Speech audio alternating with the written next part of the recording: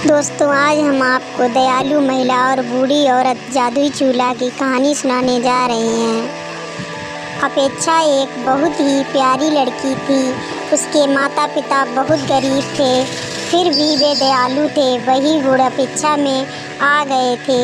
वह जिस किसी को मुसीबत में देखती तो उसकी मदद करती थी। उसकी शादी नवीन नाम के लड़के से हुई।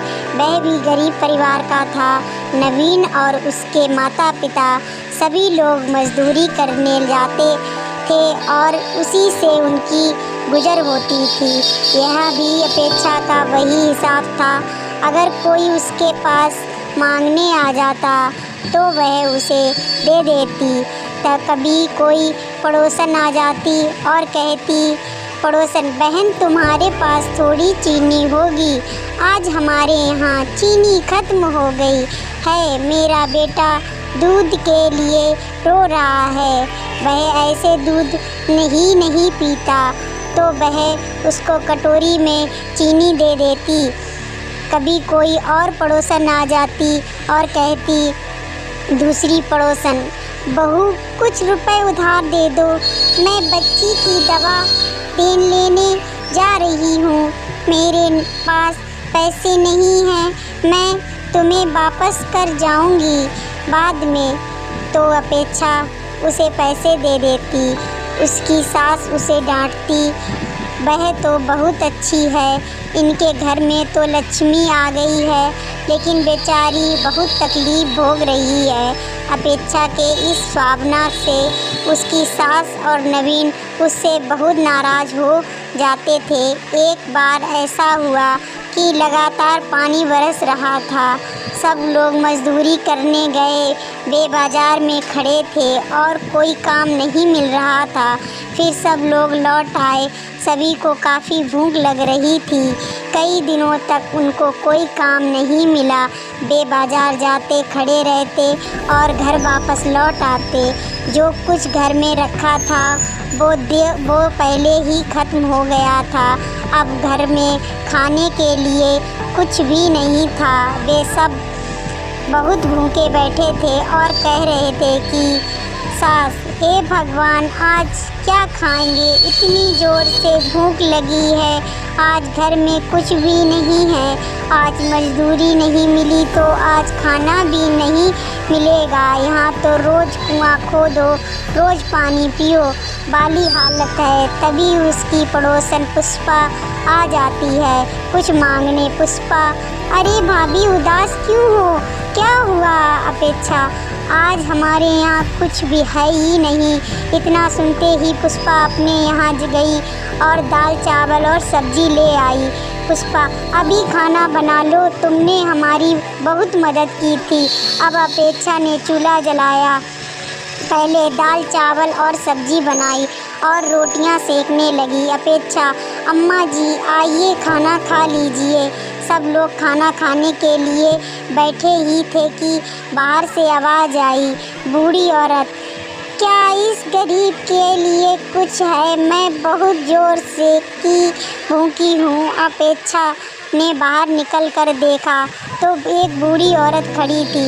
बूढ़ी औरत, बेटी, बहुत ज़ोर की भूख लगी है, मुझे चक्कर आ रहा है, मुझसे चला ही नहीं जा रहा, मुझे कुछ खाने के लिए दे दो। बेटी अपेक्षा चक्कर में पड़ गई। खाना तो थोड़ा सा ही है जो इतने लोगों के लिए भी पूरा नहीं है। वह सोचने लगी, हे भगवान, मैं क्या करूं? इन बूढ़ी औरत को खाना तो देना ही चाहिए।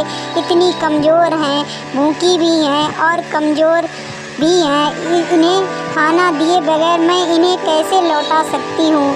तब तक उसकी सास बाहर आकर बोली, सास, खाना बना कुछ नहीं है यहाँ, और बहू तुम केवाड़ बंद। ज़्यादा चक्कर में मत पड़ा करो।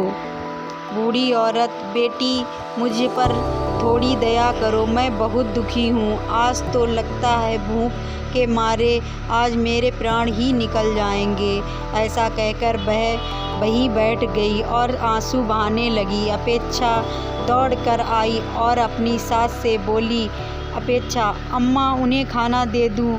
वो बहुत भूखी हैं। कहीं ऐसा ना हो कि उन्हें कुछ हो जाए। अपेक्षा की सास ने उन्हें डांटा, सास हमारी तुम्हें परवाह नहीं है, और वो भिखारन कहाँ से चली आई तो उसकी परवाह है। अपेक्षा, पर अम्मा सारा जरा सोचो, हमें भी तो 2 दिन हो गए कुछ नहीं खाया है, हमको भी तो चक्कर आ रहा है। अपेक्षा ने तो बाहर देखा तो वह बूढ़ी महिला बाहर बैठकर रो रही थी। अब अपेक्षा से नहीं रहा गया। अपेक्षा, अब चाहे जो हो जाए मैं उस बूढ़ी औरत को खाना ज़रूर खिलाऊंगी। वो थाली में खाना परोस कर ले आई और बूढ़ी औरत को दे दिया। वह औरत बहुत खुश हो गई और खाने लगी। बूढ़ी औरत, खाना बहुत स्वादिष्ट है, तुमने खाना बहुत अच्छा बनाया, तुम बहुत सुखी रहोगी, और खाना ले आओ बेटी। अपेक्षा और खाना परोस कर ले आई। बूढ़ी महिला को पता नहीं कि कितनी भूख लगी थी, खाना खाती ही जा रही थी और मांगती ही जा रही थी, और ले आओ खाना। अपेक्षा दौड़कर अंदर गई और खाना ले आई। थोड़ी ही देर में दाल चावल की पतीली खाली हो गई, सब्जी रोटी भी वह खा गई। भूख से बिलखिलाती हुई नवीन ने देखा कि पतीली खाली पड़ी है और कुछ नहीं रह गया है। उसने नवीन को बहुत ज़ोर से गुस्सा आ गया और उसने चूल्हे पर बर्तन फेंक कर मारा, जिससे चूल्हा टूट गया। यह देखकर अपेक्षा रोने लगी। अपेक्षा, चूल्हा तो टूट गया, अब खाना किस पर बनेगा? बूढ़ी औरत, तुम परेशान ना हो बेटी, मैं ऐसा चूल्हा बना कर दूंगी तुम्हें कि वह कभी नहीं टूटेगा। उस पर खूब खाना बनाना और कोई भूखा आए तो उसे खूब खिलाना। और उसने वहीं से थोड़ी मिट्टी उठाई और अपेक्षा से पानी मांगा। उसने मिट्टी गूंथी और एक नया चूल्हा बनाकर रख दिया। बूढ़ी औरत, बेटी इस चूल्हे पर खाना बनाओगी ना तो मुझे याद करोगी। तुम्हें यहाँ कुछ नहीं है, तुम जिस चीज़ को बनाना चाहो उसका नाम लेकर इस पतीली पर रख देना। ऐसा कहकर वह वहाँ से चली गई। अपेक्षा पतीली चूल्हे पर रखती। अपेक्षा, मैं तो दाल बनाने वाली थी। चूल्हे में लकड़ियाँ अपने आप जलने लगी और खाली पतीली में दाल भर भर कर उबलने लगी। अब तो अपेक्षा बहुत खुश हो गई। 1 मिनट में पतीली में दाल अपने आप बन गई। उसने दूसरी पतीली चढ़ा दी और बोली, अपेक्षा, मैं तो चावल बनाऊंगी। देरी नहीं लगी और चावल भी बन गए। अब तो अपेक्षा जिस चीज़ को बनाना चाहती उसी का बस नाम लेती तो वह चीज़ बनती चली जाती। यह देखकर अपेक्षा के सास ससुर और नवीन बहुत खुश हो गए। वे अपेक्षा की प्रशंसा करने लगे। अब सभी लोग खा रहे थे। जिसकी जो भी खाने की इच्छा होती वे उसी का पकवान का नाम लेते और तो अपेक्षा उसे बना देती। अब अपेक्षा की सब लोग बहुत इज्जत करते थे। अब घर का कायाकल्प ही बदल गया था। इतने में बाहर से आवाज़ आती है, बेटी मुझे पर थोड़ी दया करो, मैं बहुत दुखी हूँ।